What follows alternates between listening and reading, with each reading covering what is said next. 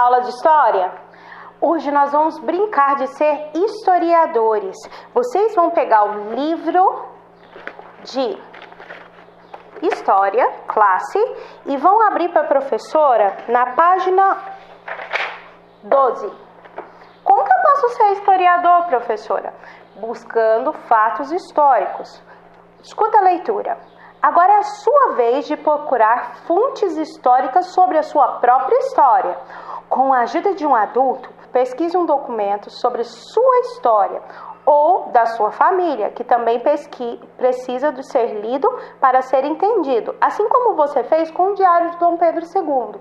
Lembra que na aula passada a gente leu o diário para descobrir um pouco mais da vida dele e descobriu sobre a viagem que ele fez para os Estados Unidos, o que ele achou daquela terra, não foi?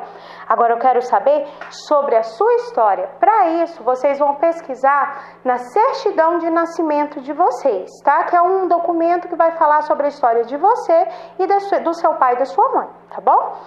Que documento foi esse? Certidão de nascimento.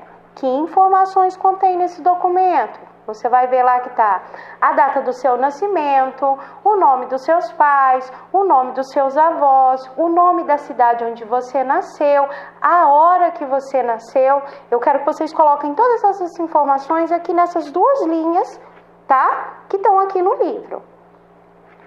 Muito bem. Existem diversos tipos de fontes que também são chamados de documentos.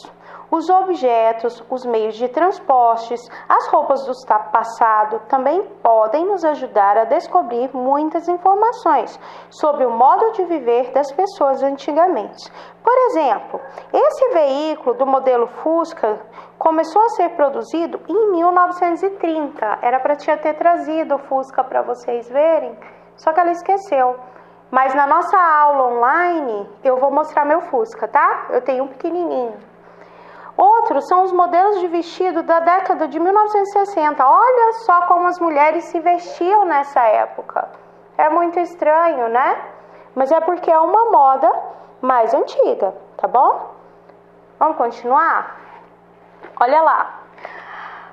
Alguns objetos mudam de forma, outros são substituídos por novas tecnologias. Esse é um efeito da passagem do tempo. Sobre objetos que contam histórias, observem os mostrados nessa imagem. Você tem uma máquina de escrever, um computador, um celular ou é um tablet? É um celular e um tablet, são os dois.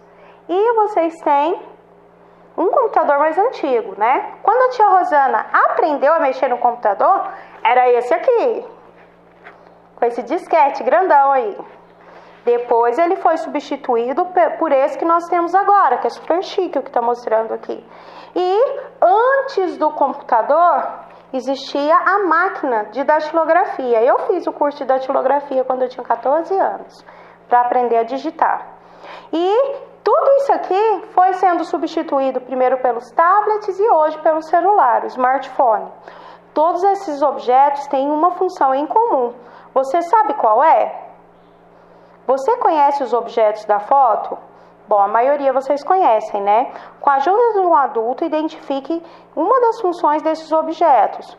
Hoje, a principal função tanto do tablet, quanto do celular, quanto do computador, é nos permitir nos comunicarmos de forma online, ou seja, mais rápida, né? Então, por exemplo, eu quero mandar um trabalho para minha professora, eu faço trabalho no livro, eu tiro uma foto com o celular e eu mando por um aplicativo para a professora, não é legal?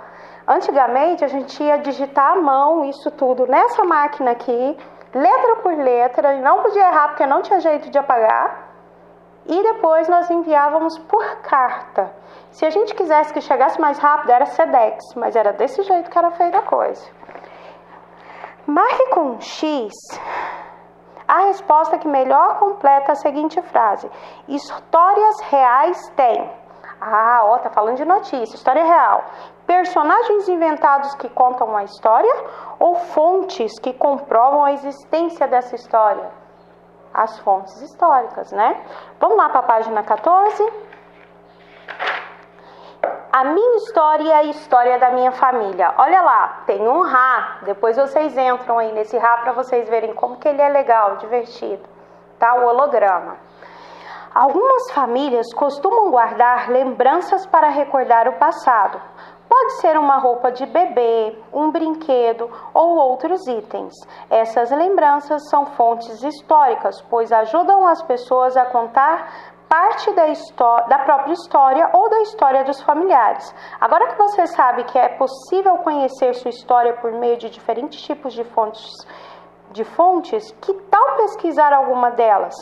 Pode ser o quê? Pode ser um sapatinho de quando você era bebê, pode ser uma roupinha, pode ser uma foto, pode ser um brinquedo.